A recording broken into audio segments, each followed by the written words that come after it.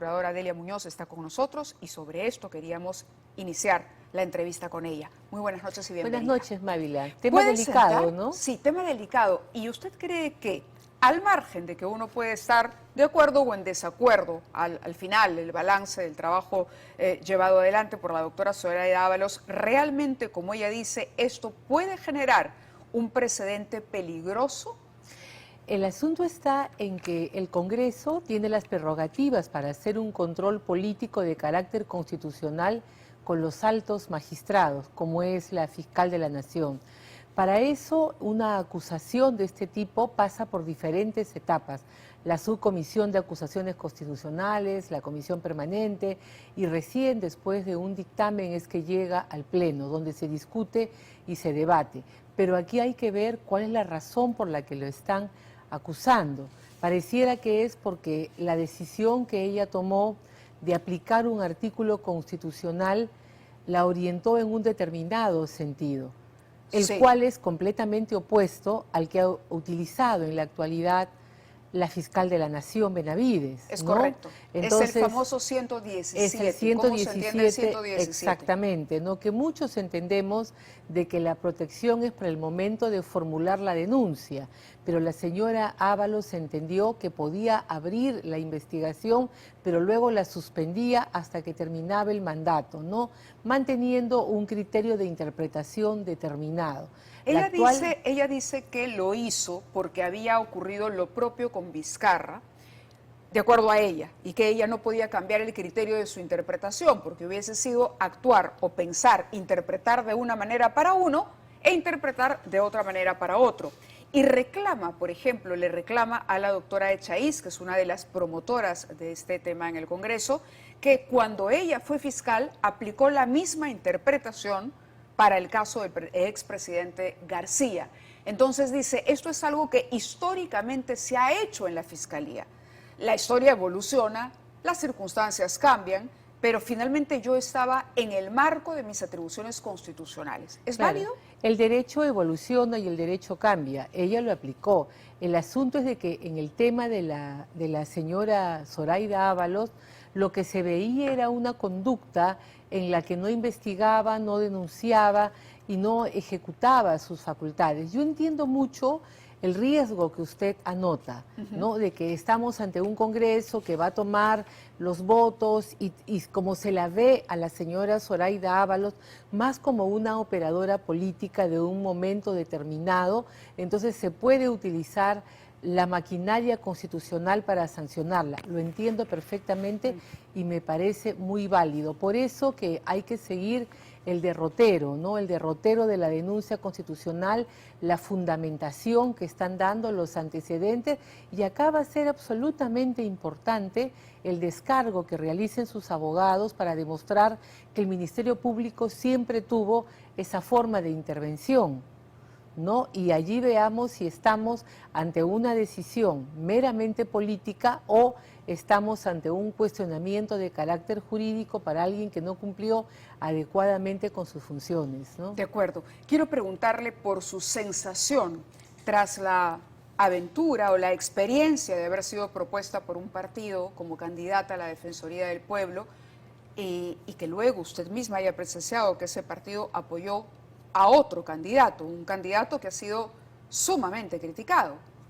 Mire, es una elección política y los congresistas evidentemente consideraron que quienes tenían la posibilidad de pasar a la elección al Pleno eran las personas que conforme a la comisión reunían los atributos para poder tener la posibilidad de acceder a ese cargo, ¿no?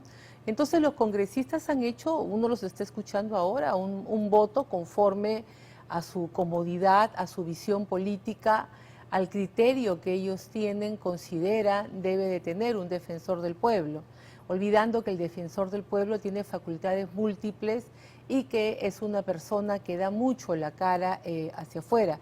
Esperemos que lo haga bien, esperemos de que conozca el manejo. ¿En qué momento se enteró de que Fuerza Popular iba a votar a favor del señor Gutiérrez? Mire, en la medida de que yo no estaba en la terna que iba al Pleno, habíamos quedado en cuarto lugar mi persona, en quinto lugar el doctor Soto Ballenas y en sexto el señor Soria, ¿no?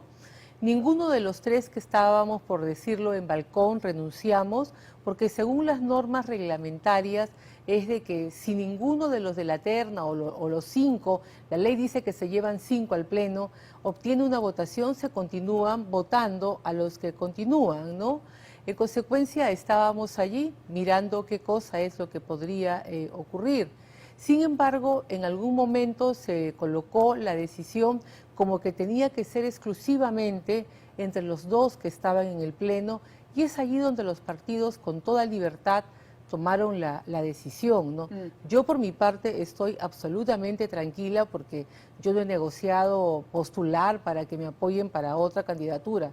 Eso no es cierto. Y los partidos toman sus decisiones conforme lo que ellos consideran más apropiado en ese momento, y eso es lo que realizó Fuerza Popular, ¿no? ¿Es realmente el cargo de defensor del pueblo un cargo que uno dice, bueno, pero el defensor solo emite recomendaciones, no tiene en realidad mayor capacidad de maniobra en el ejercicio del poder? Mire, es como que usted dijera de que Naciones Unidas, porque emite recomendaciones, carece de presencia y de gravitancia, ¿no? Efectivamente, el cargo de defensor del pueblo no tiene una prerrogativa que le permita forzarla a usted a que realice determinada tarea. Pero si usted ve la Constitución, la ley orgánica del defensor del pueblo, va a encontrar que hace recomendaciones. Un defensor que emite una recomendación y no se cumple puede llamar al sector a que le explique por qué no cumplió. Luego tiene un informe anual en el cual indica cuáles son las actividades que se está cumpliendo, quiénes son las entidades que no cumplen, y luego tiene siempre la prerrogativa de poder presentar demandas de garantía constitucional. Puede presentar amparos, puede presentar habeas corpus, puede exigir al Poder Judicial que lo ayude en el cumplimiento de las recomendaciones. Tiene iniciativa legislativa, es el punto focal para todos los organismos internacionales en materia de derechos humanos, va directamente al Alto Comisionado de Naciones Unidas, va directamente a los relatores. Sin pasar por Cancillería. Sin pasar por Cancillería, va directamente al mecanismo de prevención de la tortura, y las opiniones de la Defensoría del Pueblo a nivel internacional son documentos que tienen un valor oficial, ¿no? O sea, eso no es un documento cualquiera. Y luego hay todo un sistema mundial que es la red de los ombudsman, en las cuales se articulan y se trabaja con mucha fuerza y con mucha presencia. Además, maneja un presupuesto de 75 millones de soles en 28 oficinas de nivel nacional, es decir, de que tiene un alcance. En Lima no se siente la Defensoría porque es una metrópoli, pero en las regiones sí. En las regiones la Defensoría es el primer lugar al que uno va cuando tiene un problema. Si usted ve el reporte del año 2022, sí, se han atendido 137.000 casos, o sea, 137.000 ciudadanos han visto solucionados sus reclamos de una manera inmediata por la presencia de la Defensoría. Y luego la Defensoría también, hace muchos años ya, tiene un rol muy fuerte en lo que es el apoyo en el desarrollo del diálogo en los procesos de conflictos. Nosotros somos un país que en la actualidad tiene unos altísimos niveles de conflictividad, y en todos los procesos que están en fase de crisis o en fase de seguimiento, la Defensoría tiene un rol, actúa como mediador, como facilitador, participa directamente en todas estas actividades. Entonces, ¿cuál va a ser el rol de la Defensoría ahora cuando entra una persona con un perfil político? Yo espero que mantenga la neutralidad, el deber que tiene de defender a todos, y que deje el activismo político para dentro de 5 años, porque si esa área se politiza, vamos a tener problemas serios como sociedad, ¿no? En la actualidad, la Defensoría ha sido criticada por algunos informes, por algunos fundamentos, por algunas situaciones determinadas, pero en derechos humanos, Mávila, hay estándares, hay pisos por debajo de los cuales no podemos ir. Por ejemplo, tenemos la obligación de no discriminar.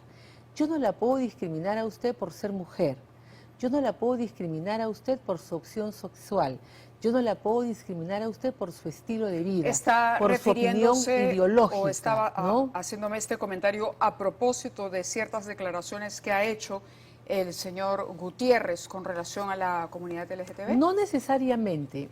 Yo vi de que en el proceso de selección del defensor del pueblo había mucho ánimo de que las personas que postulaban para esta plaza emitiesen comentarios que fuesen en un determinado sentido de orientación política, olvidando una posición mucho más tradicional, ¿no? Ajá. Olvidando que los derechos humanos son una tabla rasa absolutamente fundamental que se aplican para rojo, verde, amarillo, anaranjado, morado, ¿no? Donde usted no puede ir por abajo. ¿Sintió politización en eso? Yo la aprecié, no es que la sentí, la aprecié cuando uno iba escuchando las audiencias, ¿no?, de preguntas. Y es muy válido porque es un proceso político. Claro, claro, lo entiendo. Ahora, la presidenta está en este momento tratando de conseguir a través del primer ministro que se le apruebe un proyecto para ella poder viajar, enfrentar los discursos, entre otros, del presidente mexicano en el exterior, asistir a foros, pero hay quienes advierten que hay problemas legales, constitucionales en el proyecto presentado por el Ejecutivo. ¿Cuál es su lectura? Mire, el cargo de presidente de la República es muy importante. Tiene una serie de prerrogativas y es el funcionario más importante del Perú. Entonces, cuando nosotros vamos a elecciones generales, elegimos parlamentarios andinos, congresistas y la plancha presidencial. Y el cargo es tan importante que el titular, el que postula para ser presidente, viene con 2 suplentes. Así exige la ley que se inscriba una plancha, titular y 2 suplentes. Pero ahora no tenemos esos. Pero no hay esos suplentes, porque esa plancha llegó solamente con 1. No, técnicamente no debió de haberse aceptado esa plancha, pero muy bien. ¿Fue un error del jurado en ese momento? Para mí sí, ¿no? Entonces, estamos ahora en esta situación que la presidenta no tiene suplentes.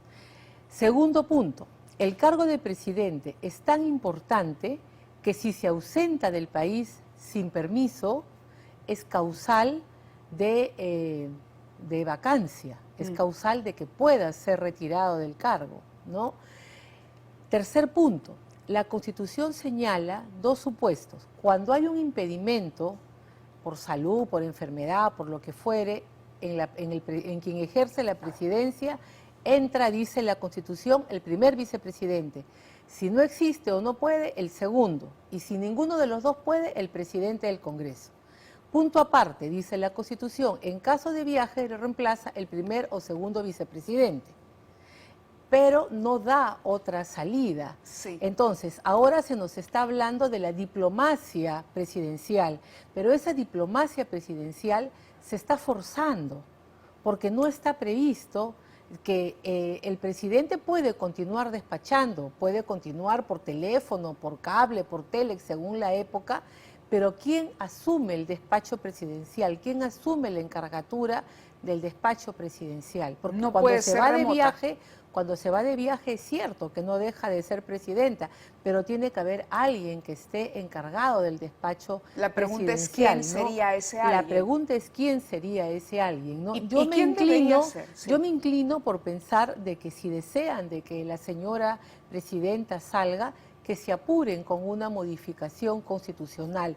Me parece que la gimnasia jurídica que se está planteando es muy interesante, pero tiene muchos problemas de forma y estamos estirando la ley y podemos después con esos mismos criterios comenzar a interpretar, ¿no? Cuando aquí hay normas que complementan. Es distinto cuando un juez inaplica en un caso concreto un artículo porque está ponderando, ¿no?, derechos. Acá no, acá se está dando una ley que interpreta una situación que ha sido regulada en la Constitución ¿Quién debería de manera administrar permanente, el despacho ¿no? presidencial?